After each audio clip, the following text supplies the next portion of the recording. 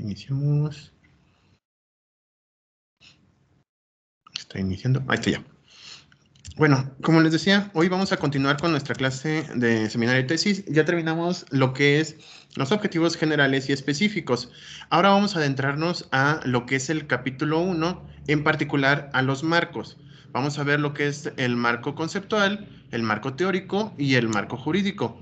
Estas partes son muy importantes para la hora de realizar nuestra tesis. Bueno, básicamente, y eso se los van a decir todos los maestros, todas las partes son importantes porque si se van acumulando o se van juntando, llega un momento en donde al final vamos a tener nuestra obra literaria, en donde a las personas que van a leernos van a ir entendiendo, o sea, los vamos a llevar de la mano y con este tipo de apartados vamos dándoles un entendimiento de lo que le queremos proponer. Recuerden que la otra persona que se encuentra a punto de tener su libro, o sea, en este caso su trabajo de investigación, porque, bueno, prácticamente se podría establecer que es como un libro, lo tienes que llevar de la mano. No tienen conocimiento de lo que ustedes están presentando, sino que, y aparte, puede ser de que a lo mejor sí tengan algún esbozo de lo que, del tema, pero con lo que ustedes están investigando y lo que les están explicando a estas personas, ya lo van a entender y le van a, bueno, en su mente va a decir, ah, es esto lo que quiere decir el alumno, bueno, en este caso el investigador, o sea, ustedes.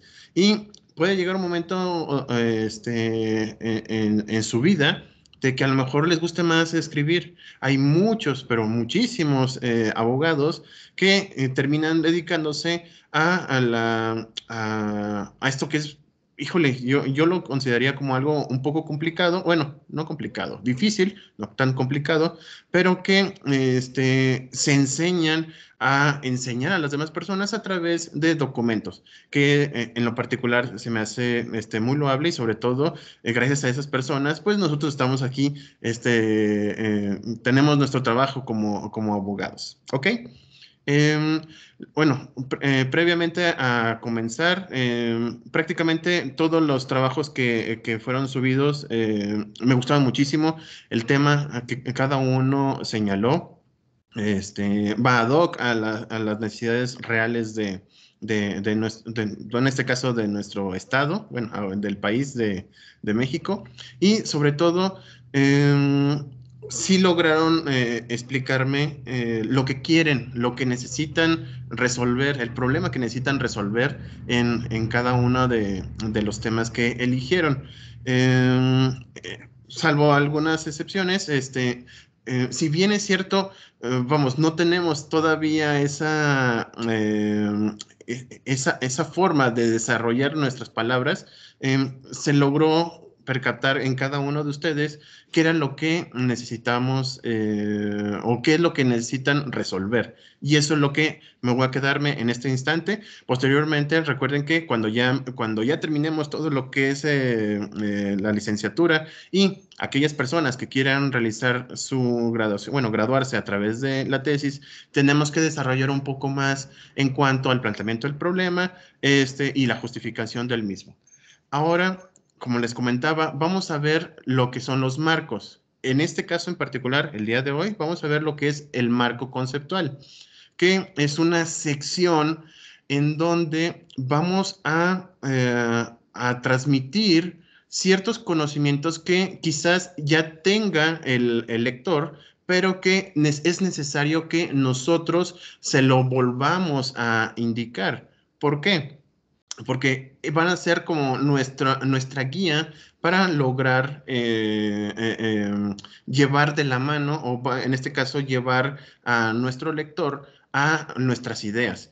Recuerden, o no sé si se han fijado, en las nuevas resoluciones, bueno, en este caso nuevas sentencias, tanto de la Suprema Corte de Justicia y en lo particular de los tribunales, tanto locales o federales en materia electoral o administrativo, Siempre empiezan con un glosario. No sé si se han fijado, con las nuevas formas de redactar las sentencias.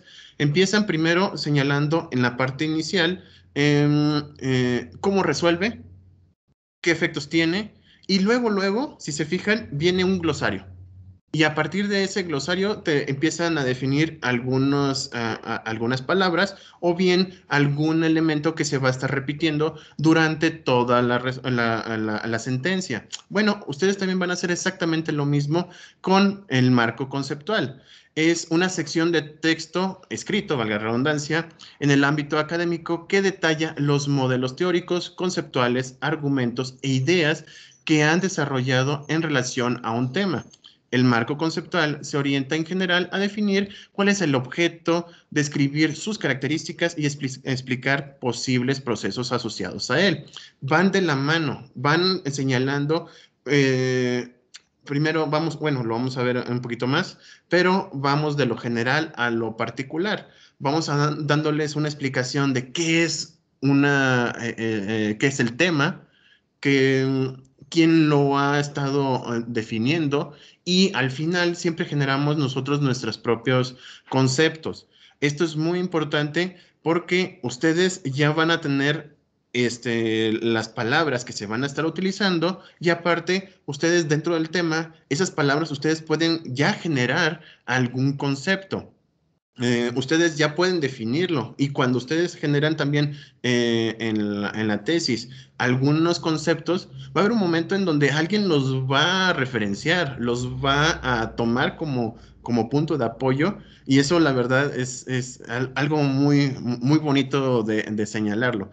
El hecho de que ustedes hagan esa investigación y al final hagan una conclusión, un concepto que ustedes con sus propias palabras definieron, y que alguien más lo utilice, híjole, creo que es el punto más satisfactorio dentro de la investigación académica. En algunos textos más extensos, el marco conceptual también funciona para reconocer y describir el estado del arte, es decir, señalan las principales líneas teóricas en relación con ese tema. Hay algunos de ustedes que a lo mejor todavía no han conseguido o no hay libros que se enfoquen al tema que quieren redactar. Vamos a tener que irlo construyendo. Si bien no dice, bueno, como en los diccionarios, si no dice que es una liebre, vamos a buscar lo que es un conejo y a partir de ese esquema a partir de esos elementos, ustedes van a ir reinventando incluso el derecho y quizás ya van a tener ustedes un concepto en particular referente a lo que quieren describirle a la otra persona. Por eso es como una especie de arte. El momento de escribir, vamos, ya saben que las obras literarias empiezan desde cero y llega un momento en donde esa conjunción de normas, de elementos literarios, pues va generando que esas ideas se vayan trasladando a otras personas y se forma una especie de arte, les repito, un arte literario. De modo de poder proponer una nueva mirada teórica que consideramos relevante en relación con el objeto. Un ejemplo que les quería mencionar es Immanuel Kant. Immanuel Kant vivió en una época en donde estábamos hablando o que se veía lo que era el empirismo y el racionalismo. Entonces, en esa época estaba Descartes, estaban otros intelectuales en donde estaban haciendo una pugna entre qué era la forma de conocimiento era racional o era empírica. Resulta de ser de que Kant lo que hace es toma de los dos, de todas estas dos teorías, y dice, si bien es cierto, existe un concepto más empírico, también hay un concepto racional y hace una conjunción. No se enfoca en nada más que uno es una cosa y otro es otra cosa. Conjunta esos dos conocimientos y crea una nueva forma de conocer, que es a partir del hombre. Así también, ustedes van a poder utilizar algunos elementos que ya existen, aunque no lo diga exactamente el tema que ustedes en la que se van a enfocar. A lo mejor no existe en este momento, pero sí existe, pero sí hay algunos otros elementos que los van a apoyar para formular una nueva teoría, un nuevo arte, ¿ok?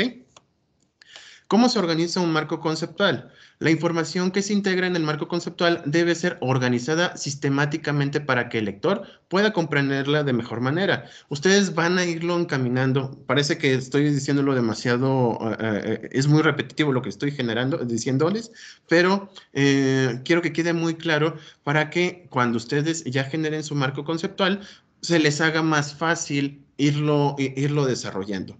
Vamos a ir bueno, de un punto importante es que puede ser usado toda escritura, cualquiera. Pueden ser revistas, pueden ser, bueno, ya tenemos los medios electrónicos, como son los artículos digitales, libros digitales, incluso los físicos. Bueno, ahorita no se ha podido por la pandemia, pero si ustedes tienen a la mano algo, bueno, a la mano me refiero a que tienen alguna biblioteca cerca, pueden ir a estos lugares y obtener aquellos elementos literarios que los pueden apoyar para seguir con su tarea de investigar. Es a partir de lo más general a lo particular. También es interesante señalarlo, de que van a irse yendo de conceptos muy grandes, lo vamos a ver, pero, por ejemplo, el derecho es un ejemplo bastante claro, como el derecho en general podemos dar una definición y nos vamos a ir llevándolo hasta a lo mejor un reglamento, pero vamos a pasar por el tamiz de un derecho, la Constitución, las normas generales, los reglamentos federales y quizás la propia norma. Si se fijan, vamos de lo general a lo particular. A lo mejor ustedes tienen algún tema, por ejemplo, un juicio, los juicios orales, pues ustedes tienen que ir definiendo primero qué es el derecho, porque a partir del derecho es cuando empieza a desglosarse todo lo que es el derecho procesal, definir qué es el juez, por ejemplo, quiénes son las partes, qué es un escrito inicial y se va reduciendo para llegar al tema en particular que se va a tocar, ¿va?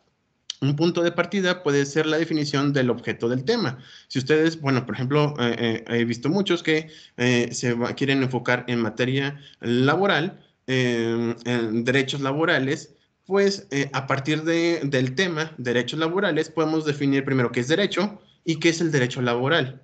O bien, cuál es la particularidad de lo laboral. Podemos utilizar qué es el patrón, qué es el trabajador, qué es el horario, qué son los salarios, en fin, lo vamos a ir estructurando de tal manera de que la persona que lea su tesis, bueno, en este caso su investigación, va a ir empapando de esos conceptos para que cuando lleguemos ahora sí a la propuesta que van a generar, pues ya tengan todos los elementos para entender y que se pueda explicar por qué están realizando este trabajo, ¿va? Objeto del tema para luego describir sus características, funciones e indicar las partes que lo componen o los conceptos asociados que sean relevantes, lo que le estaba señalando. También cabe señalar que la parte relevante o lo que señalo aquí que es relevante es de que no vamos a poner todo tipo de conceptos, solamente vamos a poner aquellos que son material necesario para su investigación. Si estamos hablando de derechos laborales, no vamos a hablar o no vamos a definir qué es el comercio. Bueno, podríamos aplicarlo. Por ejemplo, en derecho civil o qué es derecho fiscal. Eso no lo vamos a poner aquí porque no cuadra dentro de nuestro marco. Por eso se dice que es un marco conceptual. El marco va a delimitar algunos elementos que única y exclusivamente se van a investigar. Esto se hace así para que no nos atiborremos de varios conceptos, de varios, vamos, de mucho material que al final nos va a estar estorbando y posteriormente nos va a obligar a alargarnos en nuestra investigación. Por ejemplo, hay una tesis, la tomé déjenme más, pongo acá arriba para que se vea, ahí está. Hay una tesis que tomé de la UNAM, que es revocación de mandato, desideratum democrático en la Constitución Política de los Estados Unidos Mexicanos. Si se fijan aquí, bueno, vamos a irlo señalando, pero empieza lo que es la soberanía y vamos a llegar dentro de las definiciones a la revocación de mandato. También aquí está señalándose cuál es la definición que según George Jelinek señala qué es la soberanía. Da una explicación de qué es la soberanía, qué características tiene y a partir de allí nosotros podemos ya sea compararlo con otras definiciones de otros autores como García Maínez, Villoro Toranzo, Carbonell, etcétera. Ustedes pueden ir definiendo o poniendo varias definiciones para que la persona que está leyendo entienda qué es la soberanía. Posteriormente vamos a ver que la democracia, si se fijan ahí está el título, que es la constitución, que es al final la revocación de mandato. Si se fijan, vamos de lo general a lo particular y vamos haciendo entender a las personas cuáles son los elementos necesarios para llegar a lo que es la revocación de mandato. Por cierto, muy ad hoc a estas fechas, ¿verdad? Ay, Dios. Ahí está. El marco conceptual de este texto consta de solo este párrafo. Podemos hacerlo con varios párrafos y tantos autores como necesitemos para que esté bien explicado cuál es el elemento o cómo es que queremos que las personas entiendan qué es la soberanía.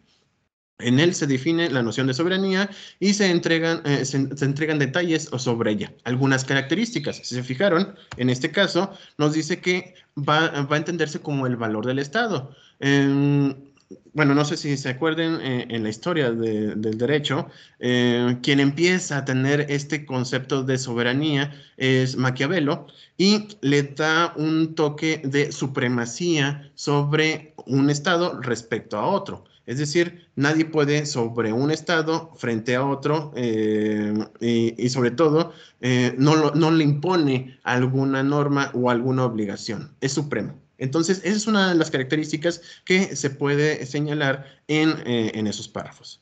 La información está de esta manera, está organizada de lo más general a lo particular. Esta misma organización puede seguirse en los marcos conceptuales extensos donde se debe describir varios conceptos relacionados. Si con este texto o con ya está definido, ustedes lo pueden dejar así.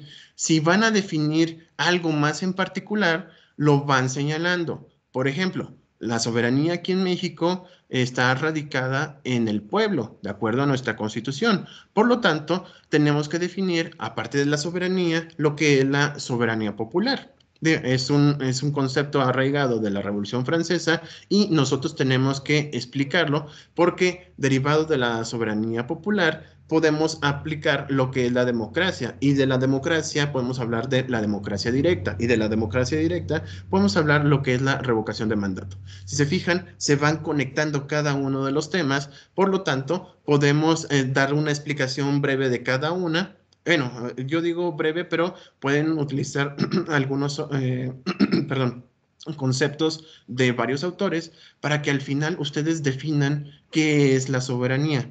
Ustedes, a partir de varios puntos de vista de varios autores, ustedes definen qué es la soberanía. Así también, por ejemplo, François, en cuanto al aborto masculino, podemos definir primero qué es el aborto y qué es la masculinidad, qué tipo de derechos tiene el hombre como hombre, hablándolo como género, vamos, y podemos hablar de conceptos como género y lo vamos a ir arrastrando para ver a lo que quieres llegar. O, por ejemplo, en materia de vamos, ay, ¿cuál era? Fiscalía, la Fiscalía Electoral. Podemos definir qué es fiscalía y también podemos ver qué es lo electoral.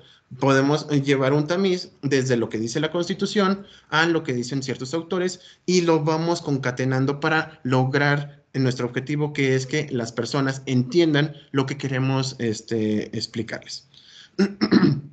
¿Hasta aquí alguna duda? Perdón. Nomás.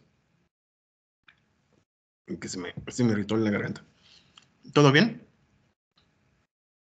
Todo bien, profe. Excelente. Muchísimas gracias. Bueno, siguiendo con el ejemplo, les decía, tenemos la definición de derecho, derecho de soberanía, y quiero volverle a dar otro matiz, hacerlo más específico. Encontramos lo que es la soberanía nacional. Aquí nos señala que la soberanía nacional sostiene que la soberanía reside esencialmente en la nación. Suena muy lógico y eso es lo que muchos definen. Ustedes pueden señalar que la nación tiene ciertos elementos y lo pueden agregar. Por lo tanto, se opone a la teoría de la soberanía popular que, por su parte, atribuye al pueblo la titularidad de la soberanía. Se fijan, aquí hay ya una discusión de qué es, en qué radica la soberanía, en la nación o en el pueblo. Y ustedes pueden dar un resultado o su opinión, decir, ¿saben qué? La soberanía popular es mucho mejor que la nación, que el concepto de la soberanía nacional. Y aquí hay una pugna, agregan algún autor y con eso la armamos, por decirlo de una manera coloquial. También, si existe algo como derechos laborales, van a decir que a lo mejor hay algunos que sostengan dentro de los derechos laborales que las 8 horas diarias de la jornada a lo mejor ya no son necesarias, sí, y a través de los derechos humanos ya lo podemos disminuir. Está pasando ahorita, por ejemplo, en Bélgica, en donde la jornada laboral ya disminuyó. Si mi memoria no me falla, ya son 4 días. Aumenta la jornada, pero solamente van a estar trabajando 4 días y ningún día más. Entonces, ya hay un cambio en la forma de trabajar, ya hay un concepto de derechos humanos y ya no tanto como históricamente hablamos, o se ha hablado respecto a que ¿cómo se dice? La jornada laboral puede implicar incluso una especie de servidumbre o esclavitud.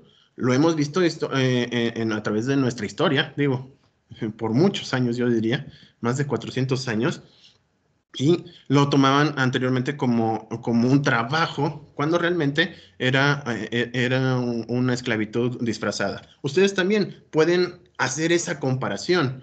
Afortunadamente, en las tesis es su idea lo que se tiene que plasmar. Así sea, o crean ustedes que es muy burda. No creo, yo en lo particular, no, jamás yo podría señalar que una tesis es sencilla, burda o lo que ustedes gusten, porque a través de la historia hemos visto que a aquellas personas que se burlaron de otras personas, al final estas últimas tenían la razón. En el marco teórico se inicia con el concepto más general, ya lo vimos, y abarcador. Nosotros tenemos algo muy sencillo. Como tenemos la licenciatura en Derecho, pues todos vamos a empezar con nuestro concepto de Derecho. Ojo, si ustedes quieren empezar así, adelante. Pero también, porque es como lo básico. Si no quieren empezar con el término de Derecho, valga la redundancia, están en su derecho. Pero a partir de que nosotros definimos derecho y que nosotros demos un concepto de derecho, sería algo genial. También lo podemos empezar con tratados internacionales. Recuerden que a partir del 2011 tenemos esa posibilidad de estar jugando con las teorías constitucionales y convencionales. Y sobre todo cuando hablemos de derechos humanos, pues lo primero que tenemos que definir qué es un derecho humano. Si es derecho humano o un tratado internacional, como ustedes elijan, pero necesitamos buscar algo que sea tan general que al final vayamos a lo particular, para luego definir sus diferentes propiedades en las siguientes subsecciones. Ahorita voy a poner el ejemplo. Debido a que es mucho más extenso que el primero, su organización tiene otras características. En primer lugar, hay un breve párrafo inicial que señala al lector qué conceptos se desarrollarán a lo largo del marco teórico. Ustedes van a señalar primero que a través de este marco conceptual vamos a definir lo que es el derecho para al final para llevar no sé, los siguientes conceptos, no sé cuáles vayan a elegir, para concluir a lo que nos interesa, que es el tema de nuestra tesis.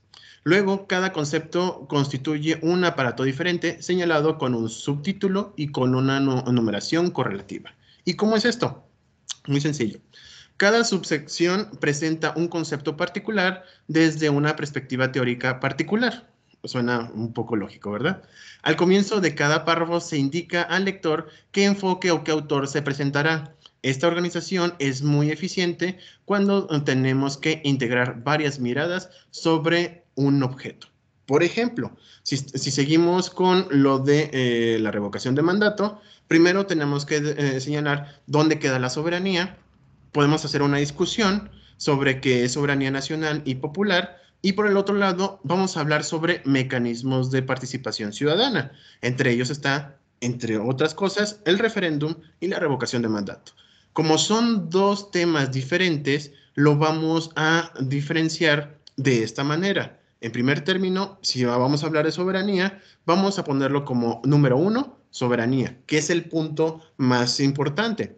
Repito, si ustedes van a empezar con el derecho, van a poner 1, derecho. Después del derecho podemos señalar qué es el derecho público, el derecho privado, para luego señalar cuál es el derecho que vamos a enfocarnos. Si se trata, por ejemplo, de derecho familiar, vamos a hablar sobre derecho civil y posteriormente los derechos de la familia. Entonces vamos a ponerlo, pues, derecho 1, derecho privado 1.1, derecho de familia 1.2, así como está señalado aquí. Si se fijan, nos vamos yendo de lo general a lo particular.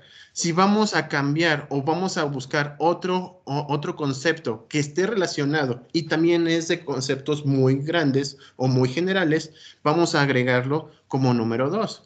En este caso, si se fijan, estoy hablando de mecanismo de participación ciudadana, en donde en específico tengo que llegar a lo que es revocación de mandato, pues vamos a poner 2, mecanismo de participación ciudadana, 2.1, referéndum, 2.2, revocación de mandato. El ejemplo que estaba hablando sobre el derecho de familia, a lo mejor estamos hablando de adopción. Entonces, podemos ponerlo como número 2, adopción, y puede ser adopción simple, ay Dios, bueno, adopción en general, y luego creo que había uno, bueno, sí, es que hace mucho tiempo que no lo veo. Adopción simple, que es entre familiares, y vamos a irlo definiendo como 2.1 y 2.2.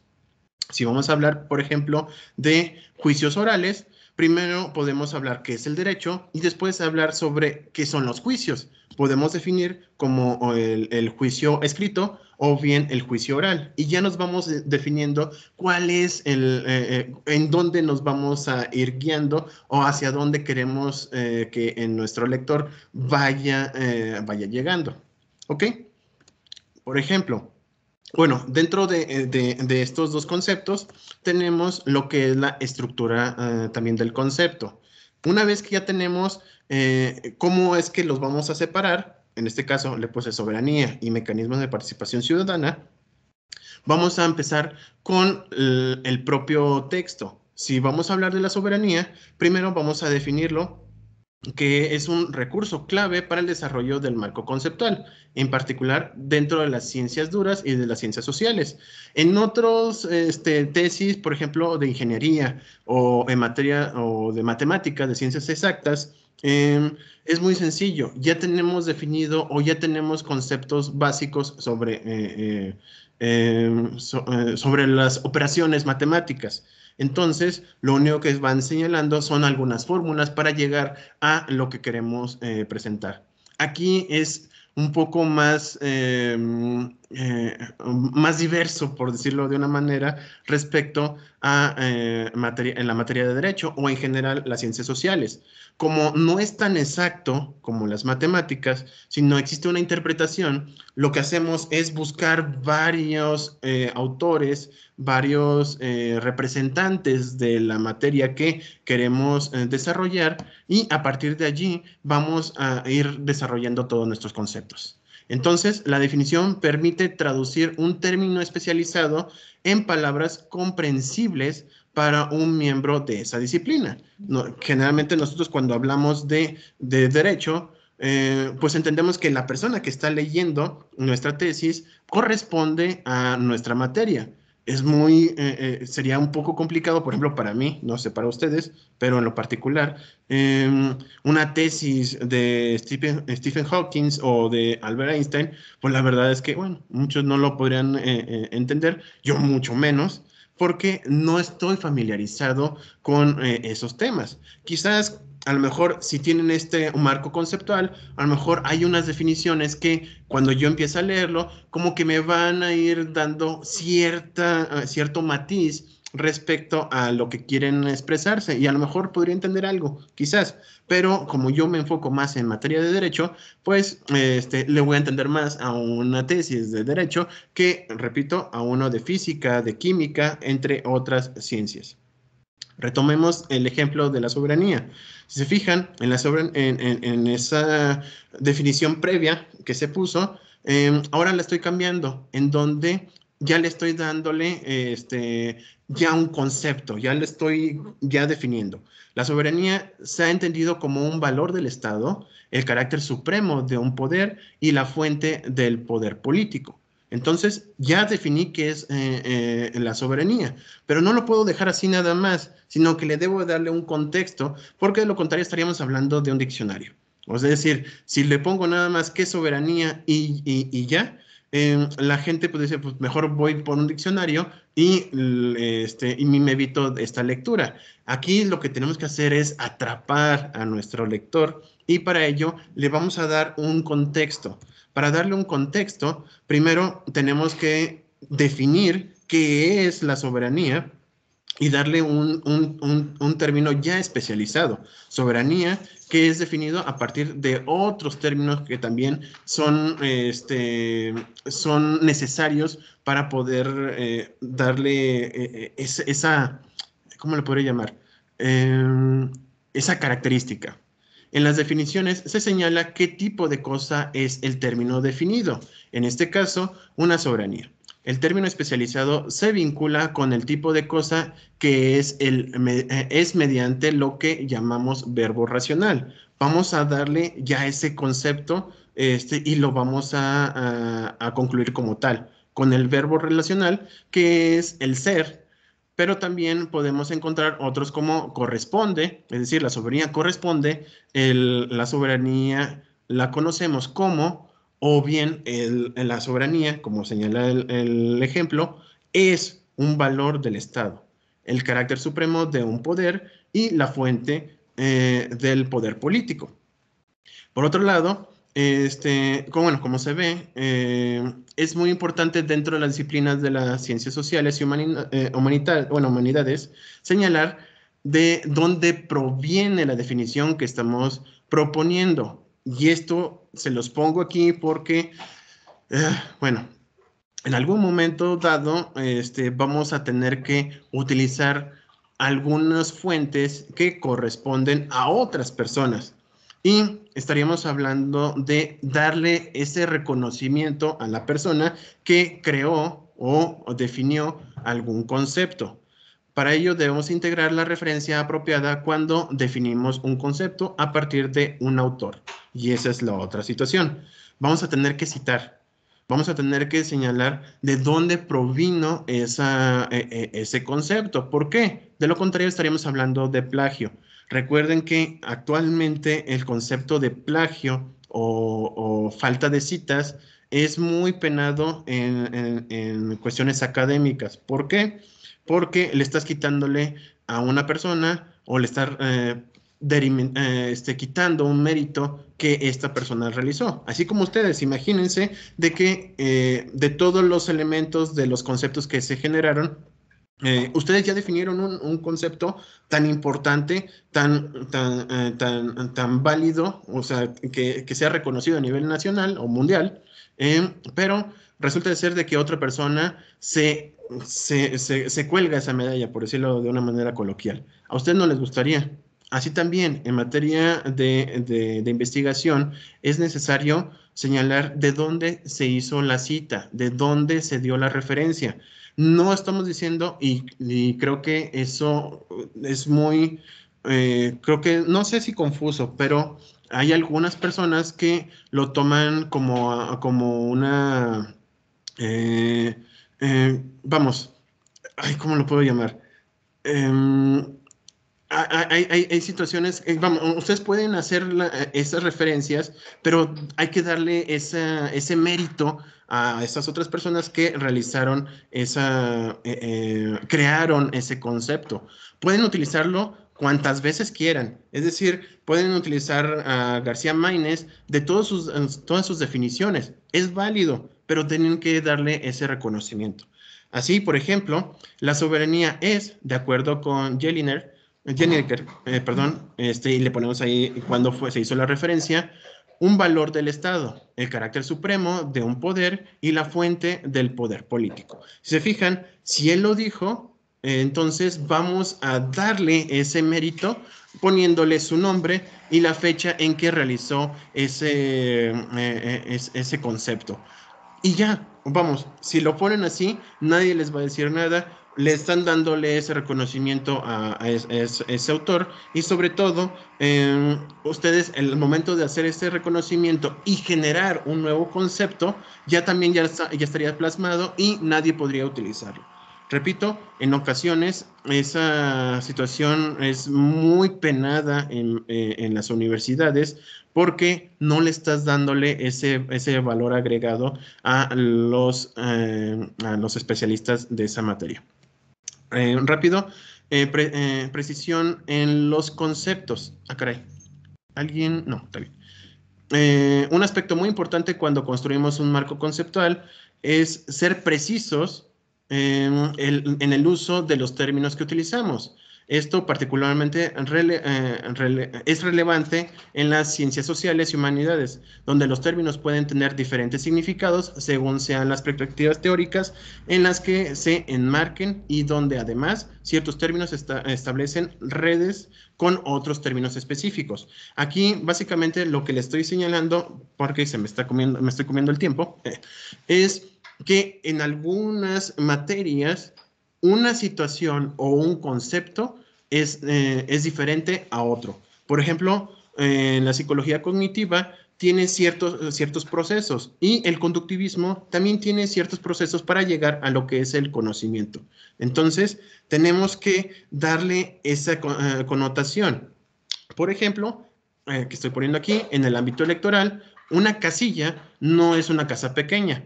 Bueno, va a sonar como que muy lógico. O un recuadro donde se debe llenar una información. En materia electoral, son los lugares en donde acuden los ciudadanos para emitir su voto el día de la jornada electoral, para lo cual deben instalar en lugar de fácil y libre acceso como escuelas, oficinas o lugares públicos y domicilios particulares.